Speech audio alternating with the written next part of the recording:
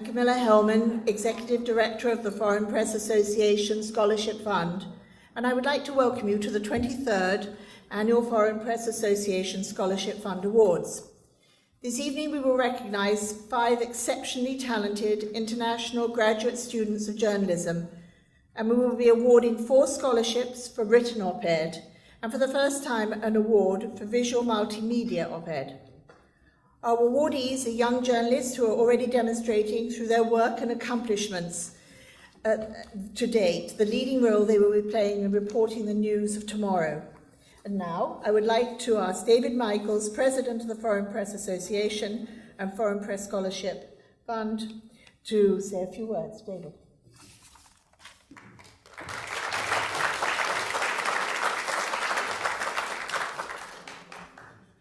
Welcome and thank you all for joining us to celebrate the achievements of our 2016 Scholarship Award winners. The Foreign Press Association is the oldest association of its kind in the United States. When the United States entered World War I, President Wilson's press officers endeavored to gather the regular press representatives from the Allied countries in order to provide them with news of the American war effort. The journalists themselves called a meeting in mid-November 1917. I wasn't there. And for better contact with the federal government, formed an organization provisionally called, I have to take a breath now, the Association of Foreign Press Correspondents in the United States, .com. At its first official meeting in February 1918, it had only 11 members, 8 British, long live the Queen, 2 French, vive le champagne, and 1 Italian, and we thank them for everything. The Foreign Press Association grew rapidly, opened up a special section for stage and screenwriters, inaugurated its International Press Ball, and created the Foreign Press Awards, which in its day was said to be the Nobel Prize from the media industry, because the Foreign Press Association honored deserving individuals regardless of their politics, profession, nationality, religion, or industry. Honorees had included the likes of Albert Einstein, Tennessee Williams, Elizabeth Taylor, Henry Kissinger, Stanley Kramer, Walter Cronkite, David Lean, and William Averill Harriman, amongst many. By the way, and strictly off the record, there is an initiative under discussion now to actually bring back the Foreign Press Awards. In the 1960s, the status of the Foreign Press Corps in the US improved considerably. President John F. Kennedy, his press officer Pierre Salinger, and Edward R. Murrow, then director of the US Information Agency, parent of the Voice of America, were approached by the Foreign Press Association and asked to provide foreign correspondents with improved facilities.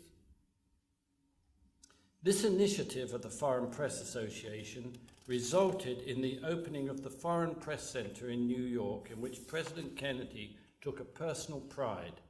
It was formally opened by Pierre Salinger in September 1961 and now has centers in Washington, D.C. and in Los Angeles, California, all managed now by the US Department of State. We are actually pleased to also welcome tonight the New York Foreign Press Center Director, Mr. Dale Prince. Where are you, Dale?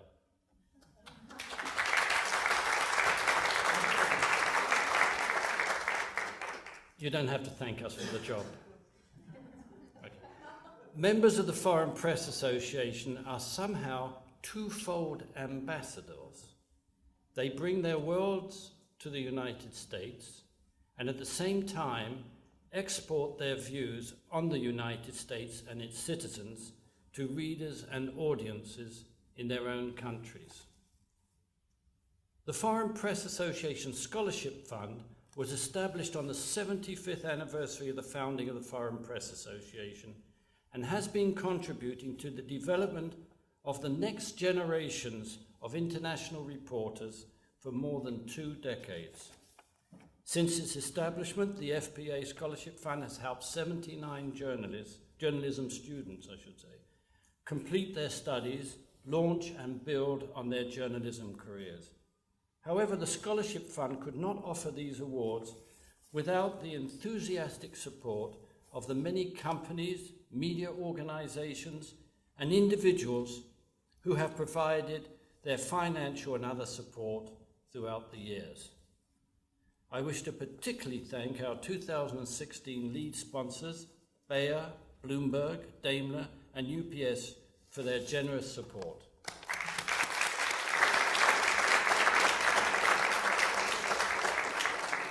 With members from more than 50 countries, the Foreign Press Association offers orientation and networking opportunities, newsmaking and educational events, and a growing range of services and benefits that support our membership in the United States. There is no doubt that international journalism faces exceptional opportunities and continuous challenges. Sharing information and perspective from around the world has never been easier from a technical point of view. But professional journalists are becoming an endangered species through intimidation, frivolous litigation, imprisonment, and assassination. In an interconnected world, international issues and stories have never been more important, and the role of the international journalist to help people make sense of the world is as relevant today as it was nearly 100 years ago when the Foreign Press Association was founded. Notwithstanding its traditional role, if the Foreign Press Association is to survive another 100 years, it must constantly change to reflect both the realities of the media industry and the needs of its members.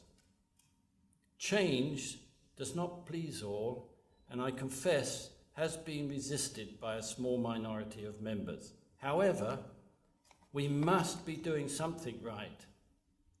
During this past year, we have received more applications for new membership than at any time in our history of record keeping. In this context, we believe that the Foreign Press Association must continue its important role of supporting the foreign press in the United States, along with future generations of international journalists through our Scholarship Fund Awards. As you listen to the stories of the 5 young journalists we are honouring tonight, I ask you to think about the role of international journalism and how you can help us support development of the next generations of international reporters who would do so much to bring clarity and insight to an even more complex world. Please join me in thanking our Scholarship Award judges, Nancy Camel, Elaine Walsh, Laura Thompson, and Simon Locke.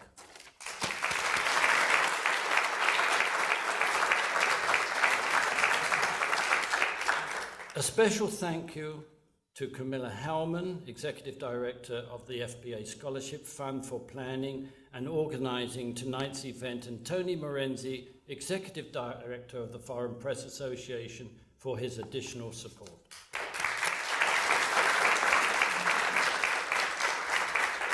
And now, one of the highlights of the evening. I will stop speaking. Thank you.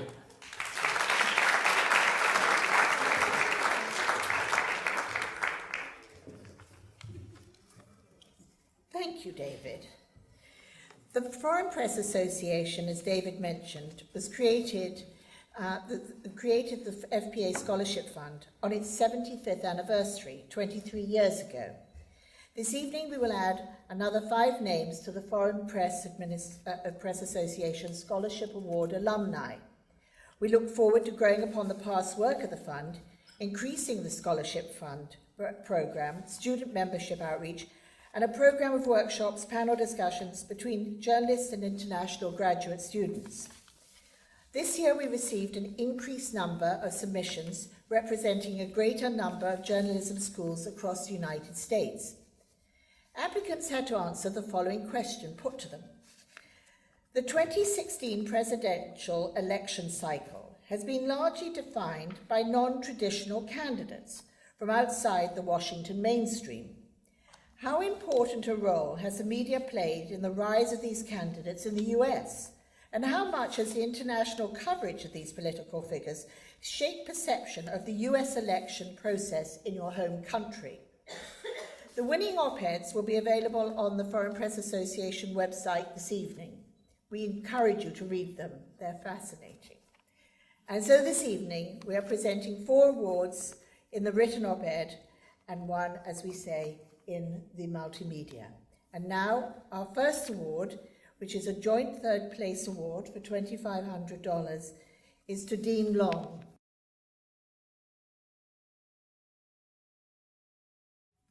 An investigative journalist from Ho Chi Minh City, Vietnam, covering politics, inequality and globalization, Din has just completed his Master of Science degree at Columbia School of Journalism as a recipient of a Fulbright scholarship. His work has appeared in leading publications such as The Guardian, Al Jazeera, and The Diplomat. Before coming to Columbia, Din was a reporter and deputy editor, bringing us hard-hitting stories showing the other side of Vietnam's development, a development that has left millions of poor Vietnamese people behind. And may I now ask Dean Sotomayor, Dean of Student Affairs and Director of Latin American Initiatives at Columbia University Graduate School of Journalism, to introduce Dean Long.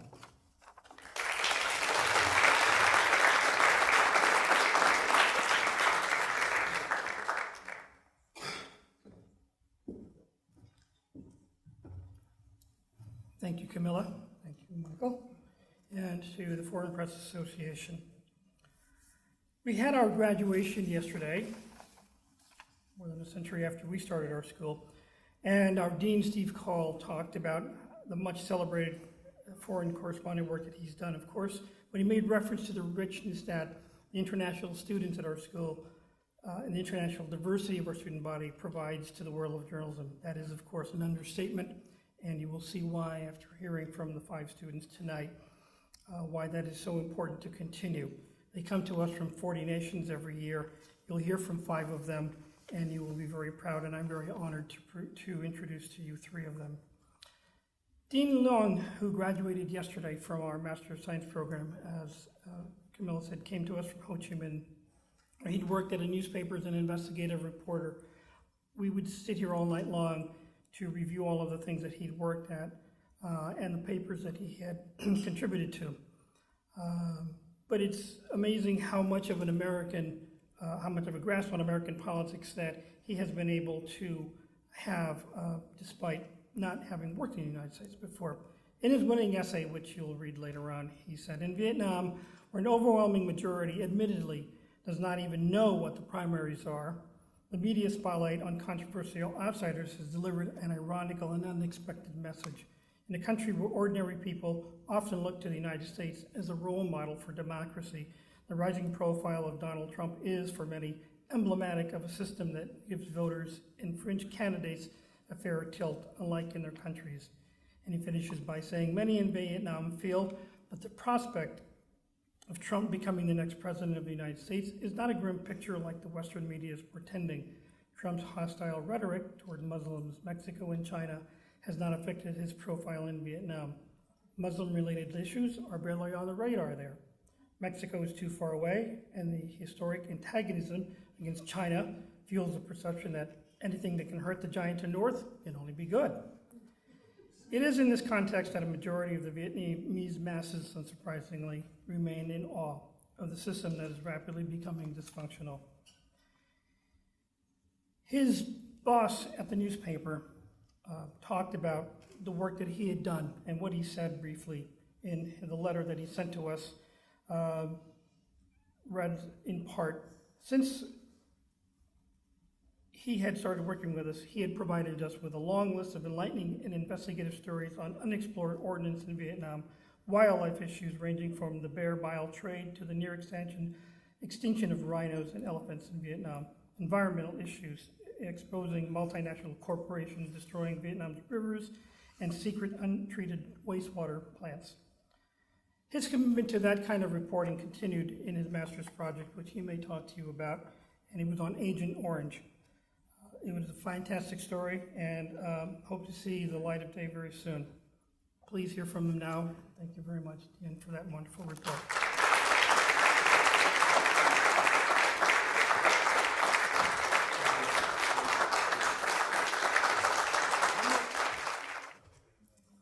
Thank you. Good evening. In one's life, there are always moments that don't make any sense. For me, it's one of those moments. When I got admitted to Columbia School last year, I didn't know why I was able to do so.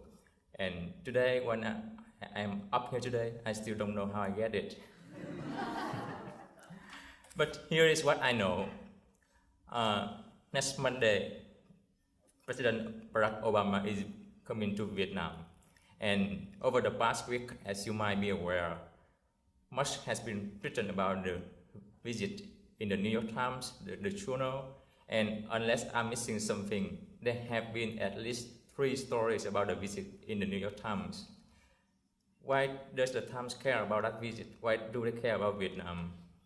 So I think it's safe to assume that because their well-informed readers care, it's because their well-educated readers care. But I do think those well-informed and educated readers would be much more interested in reading stories about Vietnam.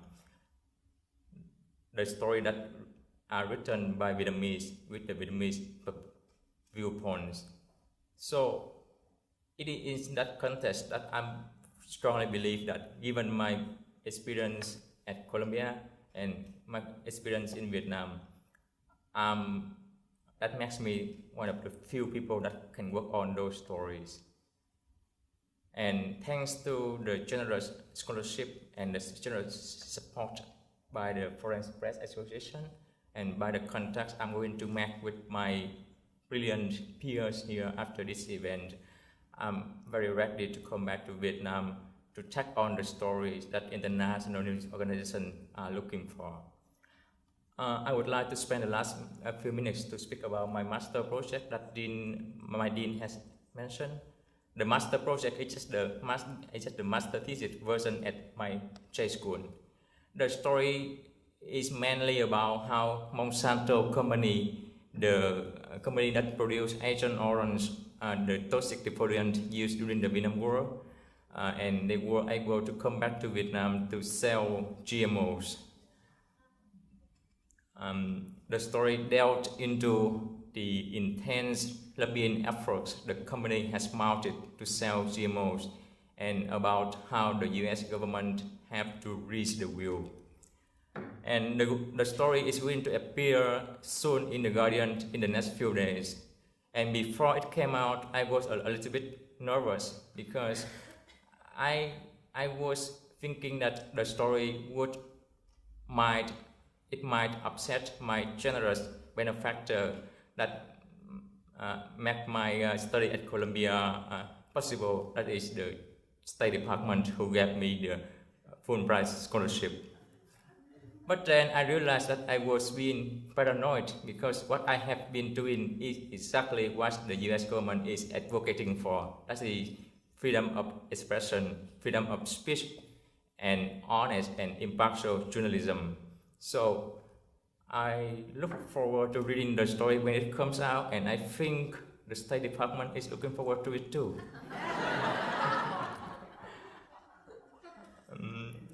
So that's why I do think I need to leave this country very soon. Actually, my flight is scheduled for next Monday. Just kidding. Seriously, I think the fact that my story about Monsanto and about the Vietnam-US relations as a whole is a testament to the fact that at the time we are living in a world of doubt and insecurity about journalism, I hope that my story would be able to prove that the integrity of journalism would never be compromised. And at a time that journalism has become so, in decline in terms of everything, thanks so much for your generous support, your continued belief in us. Please continue to do so. We won't let you down. Thank you.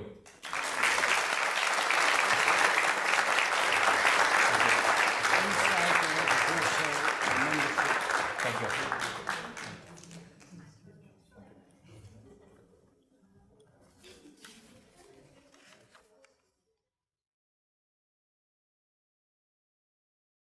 A freelance journalist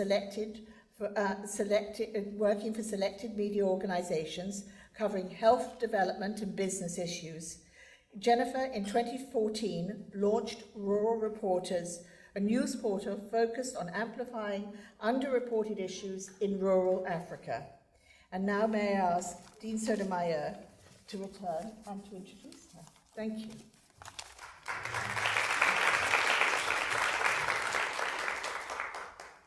When Jennifer Hediaman came to us from Lagos, Nigeria, to study the Master of Arts in Business and Economics program, what arrived really was a very seasoned and practicing journalist, but she was also a leader in her field.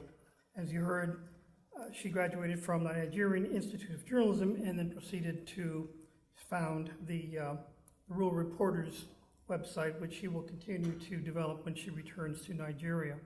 She's written in a lot of other places as well, but she's done a lot of training of journalists, and she hopes to continue to do that when she returns.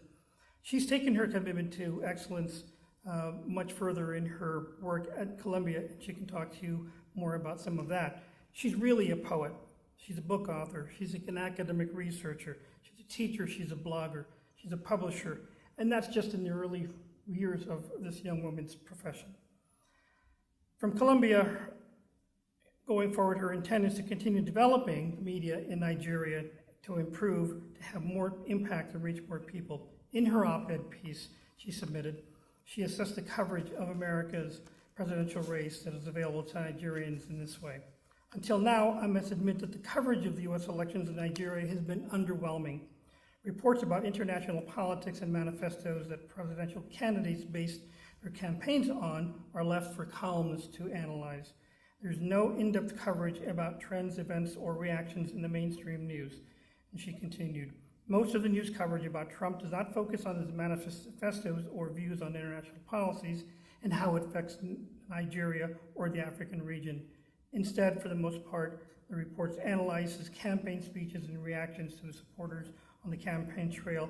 Unfortunately, some of those reports are often turned into skits and memes. Readers do not fact-check them, and they consume it all, hook, line, and sinkers. I think the Nigerians are not alone in that. In applying to Columbia, she wrote of her ambitions, and from what we have seen from her strong showing this year, they were entirely realistic. She told us, people often say journalism is a noble profession which is not financially empowering, although I have been tempted a few times to branch off into corporate communications and related jobs. I have always found myself coming back to embrace this profession. Journalism to me is more than a profession, it is a calling. 10 years from now, I envision myself as a fully established journalist managing one of the most innovative media companies in Nigeria. I believe that Jennifer has arrived. Jennifer.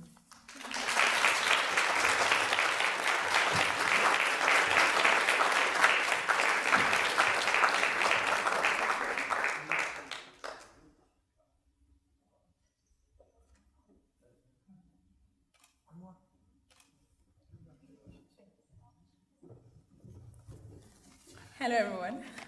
I'm so excited, and I really want to thank the Foreign Press Association for this opportunity and for this award. Thank you so much. In 2014, I was a little bit exhausted. As Dean mentioned, I was in the middle of deciding how to move on with my career. That was one of the things that led me to Columbia University's website to seek for a course that would help me sharpen my skills in the area of academic learning. People tell me that I'm very lucky because I studied business and economics in Columbia University. As they say, it's that area in journalism that has not yet been swallowed up by social media and new technology. As you all know, technology and social media is changing the way news is produced and consumed. In Nigeria, where I come from, power has been taken away, or is being taken away from traditional media. A lot of ordinary citizens now report and disseminate news. Sometimes they just mostly copy and paste this news content from what the traditional media already has out there. With mobile phone penetration increasing in Nigeria, as well as internet access, more and more people have become very proactive in breaking news, even way before traditional media break this news. In one of the courses I took at Columbia University School of Journalism, it was the 21st century news management. We looked at how the different dynamics in news management, as well as how technology is reshaping the news organizations in the US. One of the assignments we were given, I focused on trying to tailor what we learned in the classroom to the situation in Nigeria. And I found out that while in the US, most news organizations are already talking about virtual realities and live streaming and using different applications to amplify the news, in Nigeria, we're still just mostly focusing on launching websites and using Twitter and social media to disseminate news. I see this as a challenge because the future of journalism, as we were told yesterday during our commencement, is going fully into digital. So news media organizations who only limit themselves to just the traditional style will soon be extinct. I'm hoping as a journalist and as a media trainer to go back to Nigeria, not only to report the business and economic news there, but also to focus on how I can contribute my quota in ensuring that the innovations and the different trends are being replicated in Nigeria as well as the African region. Again, I would like to really thank you all for this opportunity. And I look forward to contributing my quota to sustaining the profession so we don't all lose our jobs. Thank you.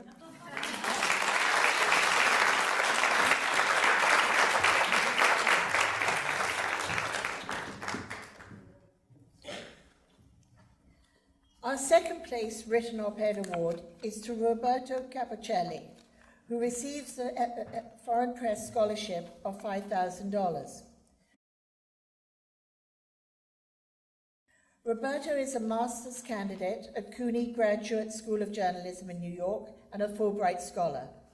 Roberto graduated in 2005 with a master's degree in communications from La Sapienza University in Rome, having begun his freelance career in 2002 visiting the West Bank and Gaza during the Second Uprising. He continued his postgraduate studies in journalism, traveling and working in Egypt, Lebanon, UK and Colombia. On returning in 2002 to Italy, he joined Avanti, covering Italian politics. He's received several awards in the past 2 years, most notably being selected to attend the video journalism school La République and being awarded a Fulbright Scholarship to attend CUNY. And now, may I ask Dean Bartlett, Dean of CUNY Graduate School of Journalism at the City of New York University, to introduce and tell us more of Roberto Capocelli.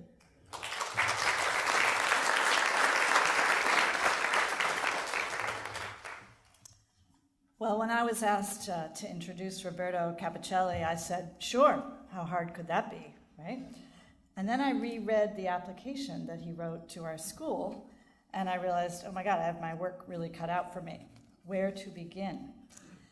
Roberto has worked not just for one NGO, but for 3 NGOs. He was in a refugee camp on the West Bank.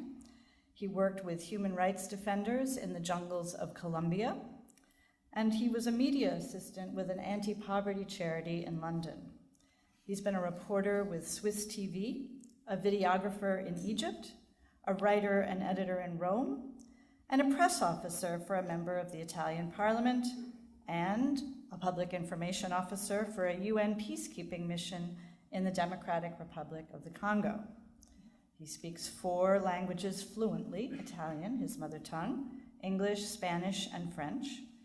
And he's currently working on his, wait for it, 3rd master's degree He apparently did not feel that the two he earned in Italy, one in communication studies and one in forensic science, that was clearly not enough. I'm sure I've left something out, but this gives you an idea of the powerhouse who arrived at our school last summer and whose energy and passion for journalism is truly infectious. The first sentence of Roberto's application essay began this way: What makes the thing that I'm doing worth being done? A simple yet fundamental question that I ask myself every day has been the key to achieving my goals in life. Well, Roberto, keep asking that question. You're off to an amazing start. Come on up.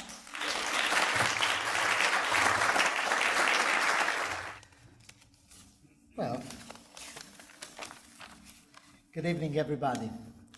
So, obviously, for me, it's an honor to be here tonight and to receive this scholarship. I want to thank the Foreign Press Association for this award, the Dean, Sarah Bartlett, for her remarks, amazing remarks, thank you. CUNY staff and fellow students for their support. Camilla is here tonight, she's a fellow student from CUNY. The Fulbright program and the Fulbright Commission in Italy for sponsoring my studies here in the United States. Before coming to New York City, I was working as a political journalist in Italy, and I feel privileged to be in the US in such an interesting moment. To be honest, I can tell you that somehow this presidential race that we are all living has some element that sounds familiar to me. I feel a sort of a deja vu. I'll let you guess why. In politics, as well as in journalism, well-settled rules are changing very, very quickly. And David, I promise I didn't copy your speech. This is not news, that things are changing very, very quickly. We all know this. As usual, when change comes about, there are incredible opportunities on the one hand and also terrible risks on the other. As journalists, our task is to describe and analyze reality unfolding in front of us. And this is a hard duty in times of confusion and transformation, as the one we are all living. Telling a story is somehow a way to organize the events in a meaningful structure. It's a way to give sense and order to what's going on in front of our eyes. It's a way to create cohesion and community. The way we tell a story can be the compass that helps to navigate the chaos. But narrative is generated first and foremost by the audience itself sometimes, often. And this is where the challenge is. Connecting to different audiences, they are more and more fragmented. For better or for worse, for a long time the press has played the role that used to be that of the agora, the place for the debate that shaped the civic and the public life. Now this space has shifted in ways that are still to be understood. There's a new frontier out there, and I'm sure that my studies at CUNY are making me better equipped to face it. This is why I want to take the opportunity again to thank you all very much. Thank you. Thanks.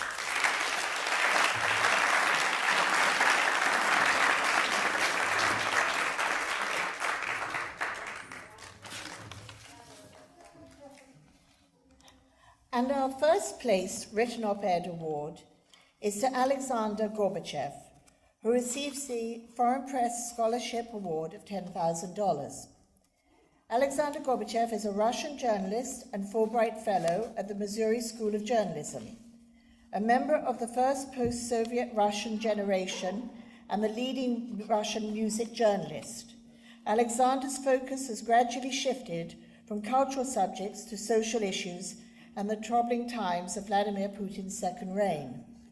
In 2014, Alexander left Fisher, became a fellow at Fulbright program, and enrolled at the University of Missouri School of Journalism to get his master's degree.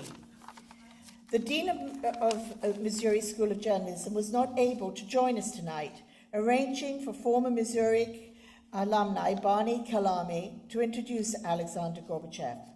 Mr. Kalami is one of journalism's most respected editors.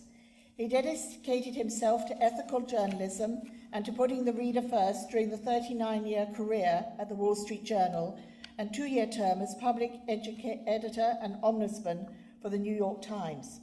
Mr. Kalami joined the journal in 1965 as a reporter, and in 1992 became deputy managing editor responsible for quality control and upholding ethical standards. As the reader's representative at the Times, he had the responsibility for making sure their concerns were heard and publicly assessing the paper's journalistic integrity.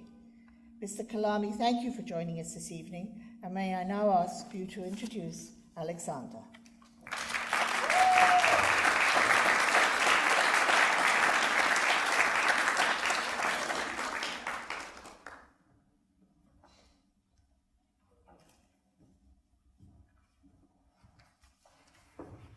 Thank you, Camilla. I'm honored to introduce Alexander Gorbachev, as you've heard, a Russian journalist and Fulbright Fellow at the Missouri School of Journalism. He graduated this year after defending a thesis on business models of American digital long-form publications. Among the writing samples that Alexander submitted for this scholarship award is one he wrote in the advanced writing class taught by Associate Professor Paige Williams, who also chaired his thesis committee. Williams is also a staff writer for The New Yorker and a 2015 McDowell Fellow.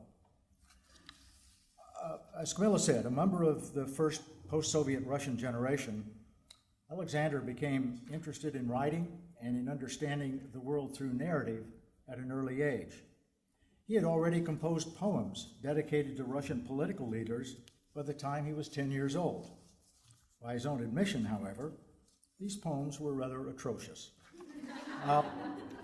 Before graduating from the Russian State University for the Humanities in the mid-2000s with degrees in Russian literature and French, he became an active music blogger. He was eventually hired by the leading Russian arts and culture magazine, FPA, as a staff music writer.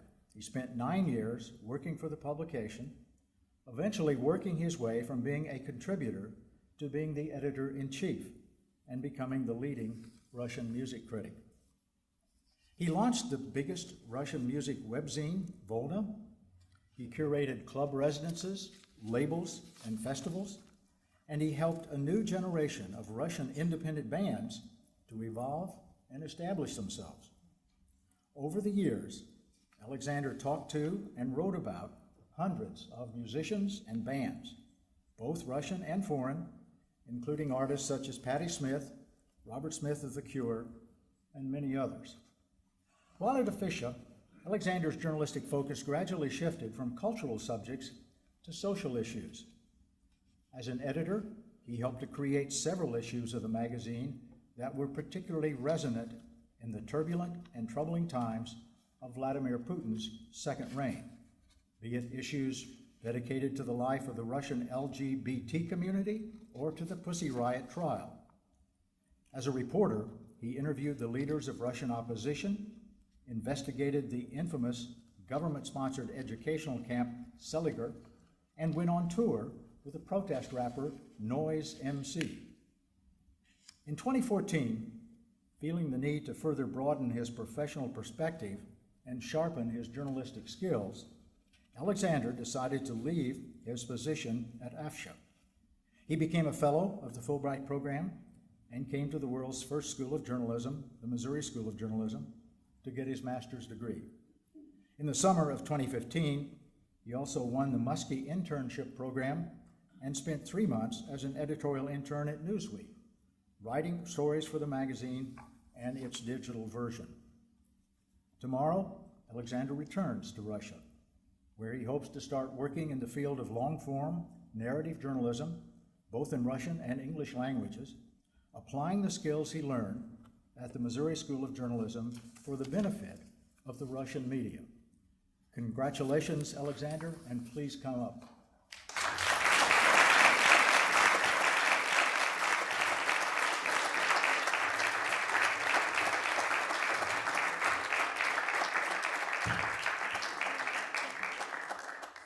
Thank you so much. And I first would like to answer a question that 95% of people I met here already asked me. I'm not related to Mikhail Gorbachev. It's actually not an uncommon Ukrainian last name, but thank you for asking. And thank you very much. I thank Foreign Press Association for this award that was unexpected and really, really overwhelming. And yeah, I'm honored and humbled by it. 2 years ago, I came to the University of Missouri to get a master's degree in journalism as a Fulbright Fellow. Before that, I have never ever written a news story, like, quite frankly, anything in English. I have never worked in a newspaper before. I was used to writing about musicians and artists and social phenomena for a bi-weekly magazine in Russian. And during my second week in my school, I came to the newsroom of a student newspaper at 8 a.m. and was immediately asked to write a story about a heavy rainstorm that hit the city of Columbia, Missouri the night before. That was really unexpected and hard. They called it the Missouri method. You know, Putin won just in the middle of journalistic action, and considering that I'm now standing here, I guess the method worked. So first of all, I would like to thank all my teachers and professors at the University of Missouri and all my friends and relatives and family who really helped me to get through these 2 years that were really enlightening and entertaining and tough, but extremely valuable. I'm not sure I would have been able to do that if it was not for them. I will just mention a couple of points regarding my op-ed. The name of Donald Trump has been spoken already, a lot of times, and but I would like to underline the fact that, you know, as frustrating and distasteful this presidential campaign might seem to many of you here, it is still a real political process, and coming from a country that doesn't have this thing, I can assure you that, in a sense, you're actually quite lucky that people actually go to the election and vote, and their vote actually matters to a certain extent. Of course, there are a lot of things around it, but still. And not many things have ever been as interesting to follow for me as a journalist and as a person as this campaign, even though I must admit it's probably more enjoyable for somebody who, like me, is not a citizen of this country and won't have to deal with the consequences of what happens in November. Then again, I would like to just mention a couple of points regarding Donald Trump that I made in my op-ed. And this is about Donald Trump because no other political figure fascinates and disgusts the media as him. At the same time, I have read a lot of articles and stories that said that, you know, the media has not scrutinized Donald Trump enough. They haven't been tough enough on him. I actually beg to disagree. I think that the scrutiny has been really, really tough of him, and as far as I know, every episode of his career has been scrutinized. But the thing is, it hasn't had any impact on his rating, and I think that might be because the media rarely try to look not at the candidate himself, but at the people who think of him as their representative. You know, millions of Americans voted for Trump by now, but as we read thousands and thousands of words about the Trump phenomenon itself, we really hear the real voices of his supporters. And when we do, most of the times, at least as far as I have noted, the coverage of these people is somewhat condescending, you know, implying that they are very ignorant or racist or arrogant or xenophobe. It might be so, but it is no wonder that these people perceive the media as their personal enemy, adding to the spiral of distrust and anger. So, whereas by no means I support Trump's agenda, obviously, since I'm here, I still think that the only way to establish a truly fair society is to talk to each other, not to alienate each other. And this is the role of the media, too. And I might recall one example from the Russian recent history. In 1996, we had kind of, well, it wasn't the same, of course, but it was kind of similar to today's premise. We had this communist candidate, which all the liberal media, and that's all we had actually by then, because all the Soviet media dissolved themselves, and there were only this new type of media. They basically consciously conspired against this new candidate that was, left-wing communist and that promised to bring back the Soviet Union, and nobody wanted that, of course. And they vilified and disparaged this guy, thinking that they were actually helping the nascent Russian democracy to survive. And they succeeded, and the Russian first president, Boris Yeltsin, was re-elected for the second term, but in the long-term perspective, they failed, because when the government of Russia saw that, what it can do when it controls the media, the TV stations, the newspapers, the radio stations, it started putting all the media under its own control, and eventually led to the situation that we have now that, as you probably know, is not very great, at least for the media. And I'm sure that you don't want it to happen here, and I think that, as much as we or you might disagree with people who vote for Trump, it's still important to listen to their voices and to have the media to not promote, but to reflect their voices. And I guess that's it. Thank you very much.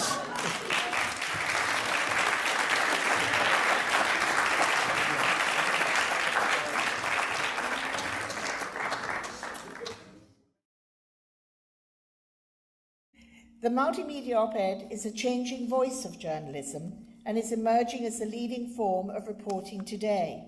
Shahar is a multimedia journalist from Israel, covering culture, technology, and politics, recent graduate of Columbia University School of Journalism MA program for professional journalists. During her time in New York, she has reported for Metropolis, Time Out, and continued working for Israel-based I-24 News. I would now like Dean Sotomayor to return to us and introduce Shahar and her spirited op-ed.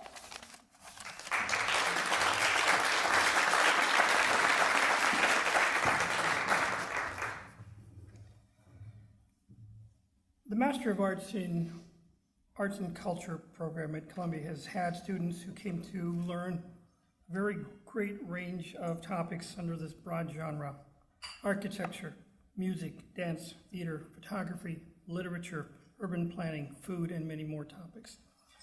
Shahar Peled, who came to Columbia Journalism School as a television news journalist in Tel Aviv, had just as broad a range of experiences, from the coverage of Pope Francis' visit to Israel, profile of an Iranian filmmaker, interviews with world leaders, daily breaking news, and hosting special broadcasts when events warranted them.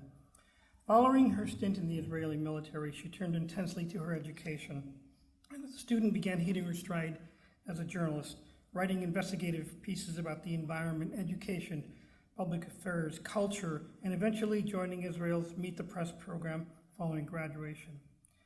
Actually, Shahar's affinity for the arts dates back to her childhood, when she told us she envisioned a career as a Broadway performer.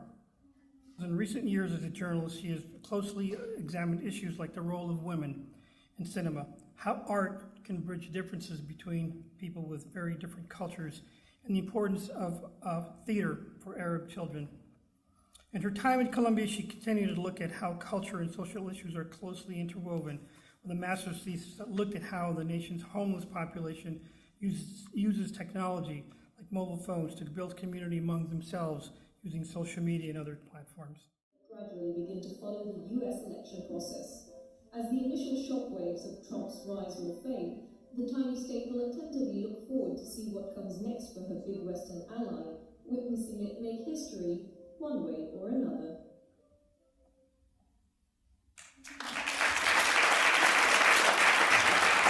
Shair, will you join us?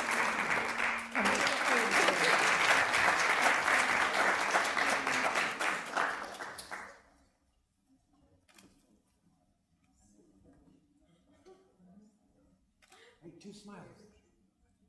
One more.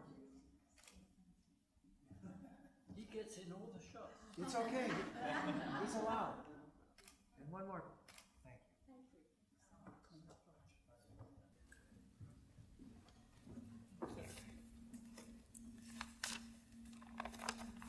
you. This was made in February, and it's still kind of relevant. Israel was mentioned a few times in the debates, but other than that, and you should be thankful I didn't go ahead with Broadway, because I sing terribly. I'm honored and delighted to be the first winner of the Foreign Press Association Award in the multimedia category.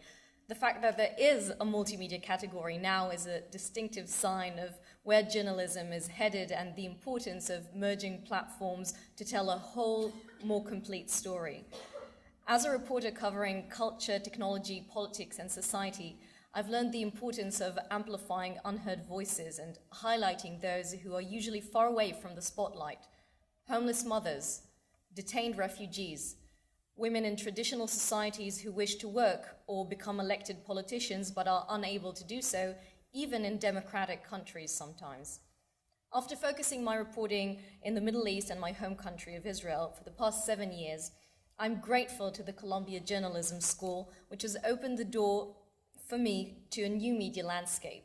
With coursework in data journalism and workshops in its Media Innovation Center, the school is growing and progressing in its media to the new realms of journalism and passing on this skill to its students. It is also a very international school with graduates from dozens of countries. Knowing I now have colleagues I can call dear friends in Brazil, Colombia, Australia, and Ghana really places me in an incredible position in a globalized world. Just a glimpse at the Panama Papers investigation provides a mesmerizing example of what truly global collaborations can achieve. I would like to express my sincere gratitude to the Foreign Press Association, first and foremost for allowing me to join the Donald Trump train. For the past several weeks and months, it has become impossible to avoid funny videos and analytical essays, investigations, and hundreds of memes, inviting us to provide insight into the role media plays in the American election and how this is reflected in our home countries was a great opportunity to explore the seriousness and silliness of what is currently taking place, and how awareness to the process should inform everyone regardless their nationality. What happens at the end of this year in the United States will be historic either way, and it is important to examine how it is already affecting both America and the world. On a final note, an issue close to my heart. According to the latest report of the Women's Media Center, in 2015, men still dominated the media. Women are 51% of the population, but hardly equal partners in telling the story, the report states, showing just a 1.3% overall increase in female bylines and other credits from the previous year. I wish for myself and my fellow journalists, both male and female, to be witnesses and also part of the shift to real equality when both quantity and acknowledgement will prevail. This award will...